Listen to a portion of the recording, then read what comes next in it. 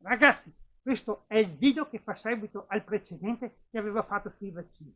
Come vedete me li sono fatti arrivare da tutto il mondo. Tutti i vaccini del mondo ci sono qui. Il vaccino tradizionale, il vaccino russo, che ha un gusto un po' tipo mandorle, tipo cianuro, il vaccino cinese, che costa meno di tutti, il vaccino quello sudamericano che ti fa ballare perché ha così un gusto un po' di salsa, il vaccino italiano che ovviamente è fatto con gli scarti e tutti quanti gli altri vaccini perché l'abbiamo pagato con Recovery Fund. Adesso io prendo tutte quante queste medicine, le porto dal mio farmacista, mi faccio fare un siringone e me li inietto tutti. Fate così anche voi ragazzi, vaccinatevi!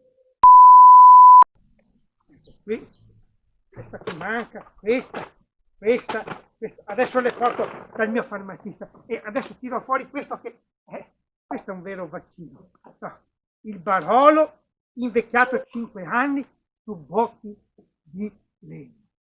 Vaccinatevi intanto, vaccinatevi. Vaccinatevi.